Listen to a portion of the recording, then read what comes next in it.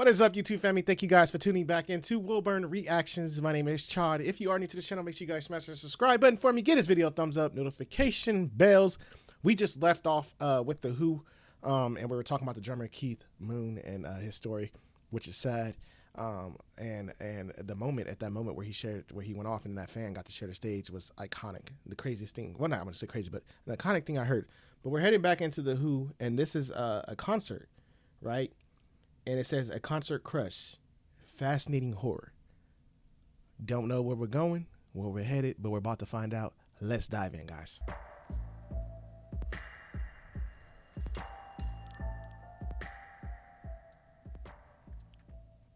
On the 3rd of December 1979, English rock band The Who was scheduled to play a concert at the Riverfront Coliseum in Cincinnati, Ohio.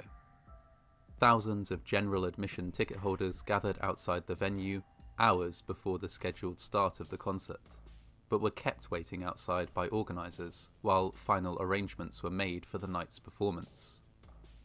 When the go-ahead was finally given to let the waiting crowd inside, only 2 doors were opened. 2 doors for more than 8,000 people. Oh, by the time gosh. The Who... See, excuse me, it's like cliffhangers with these titles. I'm thinking to myself, like, now The Who, concert crush, horror. Now we're, oh my goodness. First off, I mean, I'm just genuinely thinking, like, I've been to, arenas and sports and concerts, and I'm thinking of 2 doors being open, and some are bigger than others, but we're gonna do this for 8,000 people. What in their right mind did they think opening 2 doors at a big concert for one of the biggest bands to do it was going to be safe? I mean, that is just mind-blowing. I mean, 2 doors is, that's insane. Who actually did take to the stage that evening, 11 of their fans would be dead. How do you even still have a concert? I mean, I know The show going Who on, but were, that's just at sad. the time of the disaster, undertaking the US leg of a world tour. Tickets to see them were in incredibly high demand. 18,348 tickets were put on sale for the concert at the Riverfront Coliseum, and every single one of them was sold in under 2 hours. Wow. As with many concerts at the time, the majority of these tickets were sold on a festival seating basis.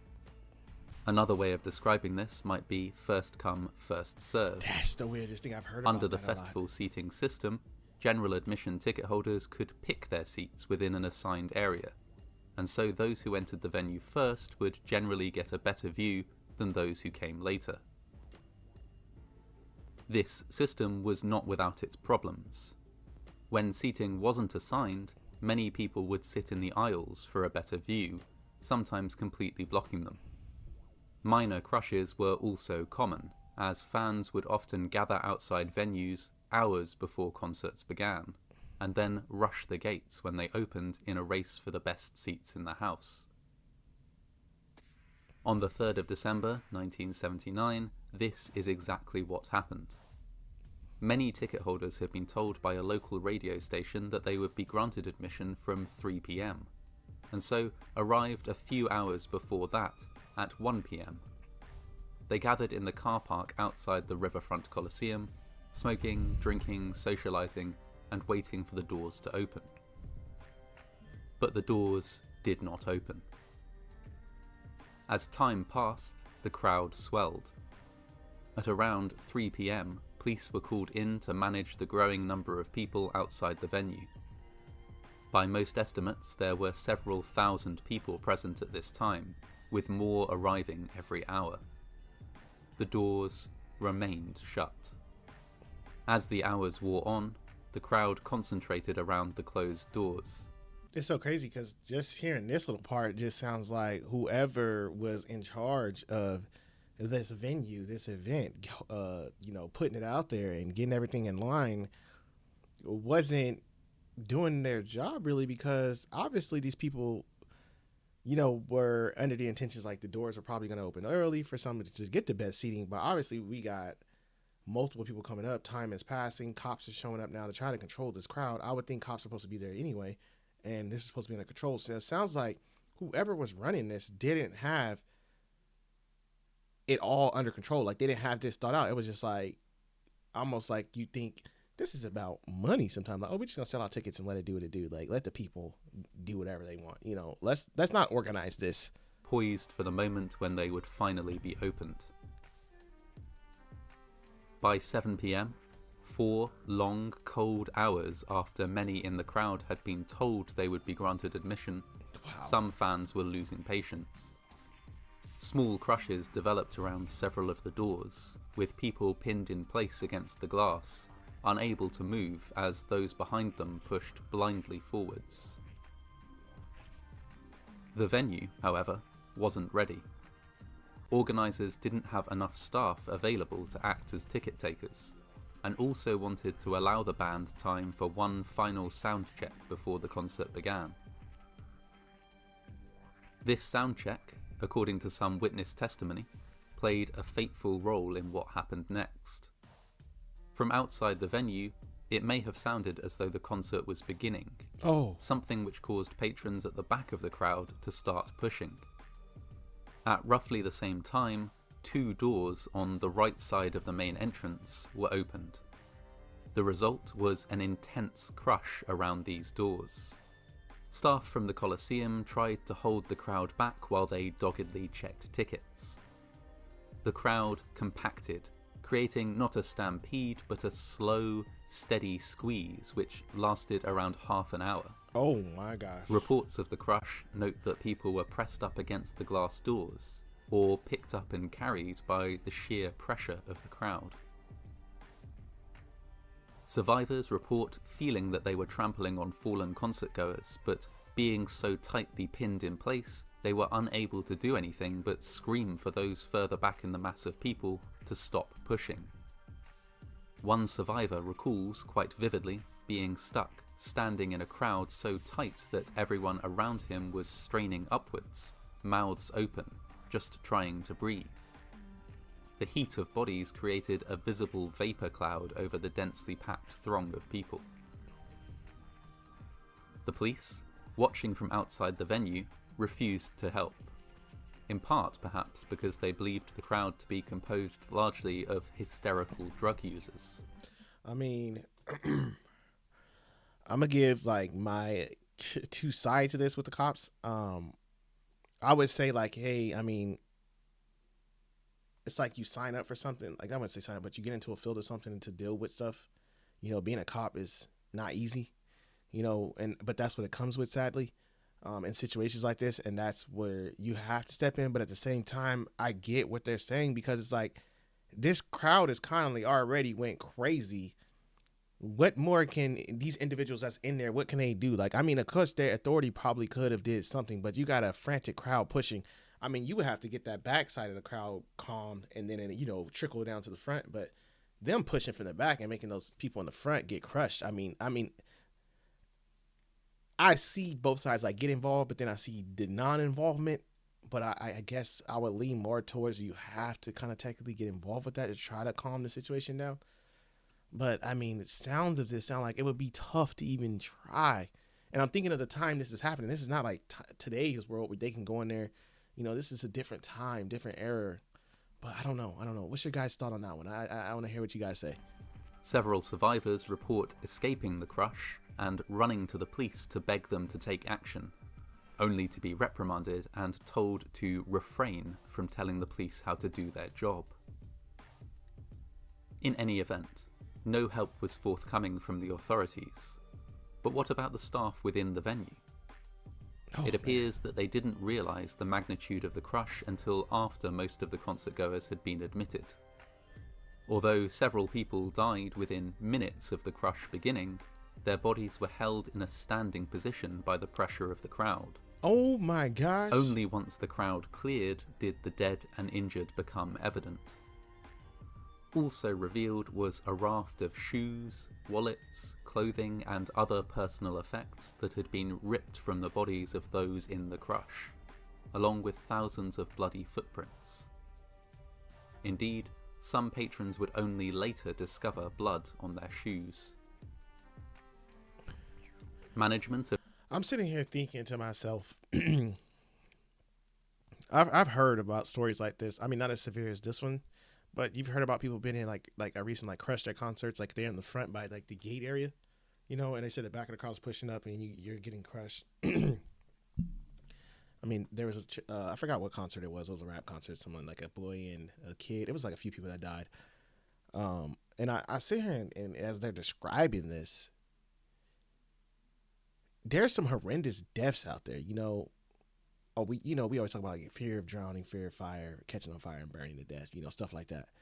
Guys, you sit here and think of this. Who in their right mind woke up that morning and said, you know, my chances of dying and being crushed at a concert, it's insane when you think about it. And to think of like how some of them actually died had to be just scary. How long some of these people actually sat there and crushed and took their final breaths, you know, and trying to be free. And then you hear the story of the guy when he said, you know, you trying to get up, you're literally stepping on someone, or, you know, you're not even touching the ground. I think about people like who may have these memories, you know, of actually stepping on somebody, trampling and being there and actually knowing you could have potentially killed someone by trying to get into this concert, by doing this. You know, the people who attended that lived through this, and knowing you were a part of that, you know, psychologically your mind can be messed up thinking about that, you know. I mean, it's a lot that plays a part, from the people who died to the people who are part of it. I mean, the Who, this is their concert. I mean, it's not their fault, but it's their concert, and they still have to, they performed, I'm guessing, after all this. I mean, did they tell the Who this happened during performance, or did this happen after? You know, I don't even think if they did tell the Who members before this all happened, I think they said it before the concert. I mean, I don't think the Who would probably be able to go up there and perform knowing that happened. I mean, that has to be just gut-wrenching in here. The Riverside Coliseum assessed their options and decided to go ahead with the concert as planned, despite the carnage. Wow. Cancelling it, they feared, might result in another crush, as 18,000 angry patrons stormed out of the venue. While the Who took to the stage, the dead were removed from the scene and the seriously injured transported to hospital. 11 people died as a result of the crush. They were 22-year-old Walter Adams Jr., 18-year-old Peter Bowes, 21-year-old Connie Sue Burns, 15-year-old Jacqueline Eckel, 19-year-old David Heck, look at these ages, 27-year-old Tava Ray Ladd, 15-year-old Karen Morrison, 19-year-old Stefan Preston, 20-year-old Philip Snyder, 17-year-old Brian Wagner, and 21-year-old James Warmoth. That's sad. The Who were not told what had happened until after they finished playing. I figured you couldn't. There's By no all way accounts, they were immensely distraught. They considered cancelling the rest of their tour, but realised that if they did so, they would never play again. Instead, they dedicated their next concert to the fans that had died, with the words, "We lost a lot of family last night. This show's for them." Goodness. Interviews show that even decades later, members of the band are still haunted by the disaster. I can imagine. That's what I'm saying. There's no way they would have. The response to the tragedy from the wider world was, at times, unsympathetic. Some commentators blamed the victims. The crowd, they alleged, had been drunk and violent, and had behaved like animals. The crush was initially reported as a stampede of drug-crazed youths, a description which many who had been involved in the incident hotly disputed. As the disaster was investigated, it became clear that the use of festival seating had played a key role in events, and, moreover, that there had been many warning signs of an impending tragedy. There had, for example, been minor crushes at several previous concerts. The venue had been repeatedly criticised for fire safety violations, for overselling events, and for refusing to cooperate with the police. And I was just talking about this in the beginning of this video. I said it, the venue. You gotta blame the venue. Nothing's under control. Now there's violations coming up, and there's been other issues with this venue before. So that's where the fire leads. You know, that's where you point the finger. You guys had nothing under control. You're overselling tickets. Overcapacity is obviously going to cause a problem. You know, what if it got to the point you got all these people in there and then you got people that can't fit because you sold too many tickets? You're still causing the problem. They're to blame for this. They are. I mean, come on. In emergency situations. Many of these accusations were disputed by Coliseum management, who insisted that, since the area immediately outside their doors was city property, they really weren't responsible for what happened there. Further to this, many people, including fire chiefs and city councillors, had criticised festival seating specifically, noting that the problem was getting worse over time as concertgoers turned up at the venue earlier and earlier. Again, Coliseum management waved away concerns, claiming that concertgoers liked festival seating, and that as such, it should remain.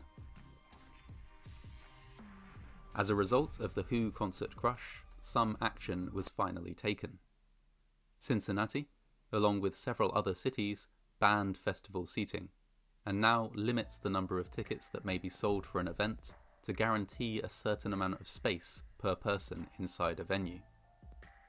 News of the disaster helped to propagate these measures, and unassigned seating at rock concerts is now almost never permitted. The Riverfront Coliseum has greatly improved its safety record and rebranded. It is now known as the Heritage Bank Center.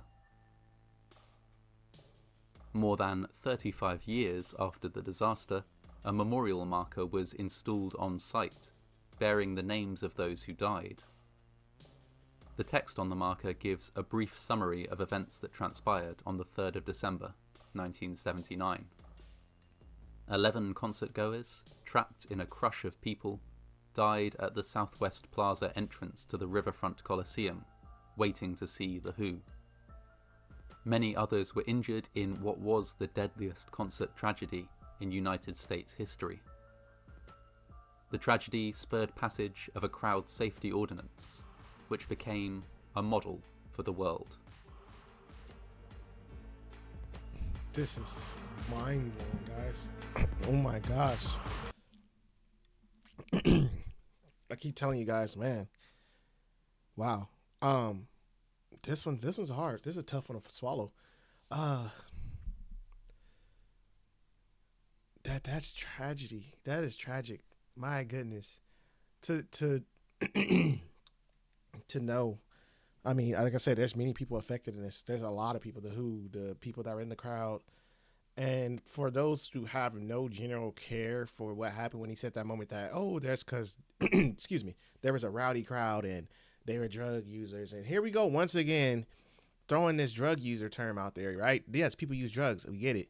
But I'm not going to blame drugs on what caused this event. This is not caused by drug users, blah, blah, blah. This is caused by a venue that didn't prepare they never prepared. Honestly, obviously before this, they had issues. So this is constantly this venue doing stuff. And then the worst tragedy had to happen. So you had minor crushes before this. Let's not fix the problem there. Let's keep doing what we're doing. Let's keep overselling these tickets and not preparing ourselves to properly run this venue, right? And then now that a serious tragedy has happened, you were building up for this. You know, it's like you didn't solve the issue. You didn't fix what was broken at first. You just kept letting it break, and then it broke too much. Now you got 11 innocent bystanders gone, taken away for trying to see a band that they love, enjoy, and had to die trying to do it, trying to go see something. That is crazy. And then the people who are affected, like the Who have to live this, like, this is my concert. This is our concert. This happened on our under our care, basically. Then they don't have to take that because it's not their venue, but they still gonna take it in. It's still their concert. They're hurt behind this, you know. So you got to think of their mental that was destroyed. I don't know, man. This one's crazy. Wow. It's crazy. It's hitting. Like, look at the years that's passed since this happened, and then like me watching this, seeing this is like, wow. You guys are hitting me with some serious ones. I'm speechless on this one almost. It's careless. It's so careless, and to know those people died and the way they died, it bothers me. Death is just something. I have a hard time with death, and when I see death in like such a tragic way, it really does get to me, guys. This one's tough, and the age. Oh, when I see those ages, I mean, I'm not saying if they were older. I mean, I'm gonna be like, oh, they were older, you know. But to see how young, what I'm thinking about their life that they had ahead of them, 19, 21, 22, 27, I think was the oldest up there. I mean, so much life ahead of them. And your guys are gonna say, oh, drug use, they're drug use. They had life ahead of them. Life, a lot of it. This is a tough one, y'all. Let me know down below. I know some of you guys lived through these times. I can imagine seeing this on the news and hearing about it. Can only imagine. Let me know what you guys thought of this one. This one's hard to watch, but thank you guys for sending it over. Thank you guys for tuning in with me once again. Don't forget to like, subscribe, share. See you guys in the next one.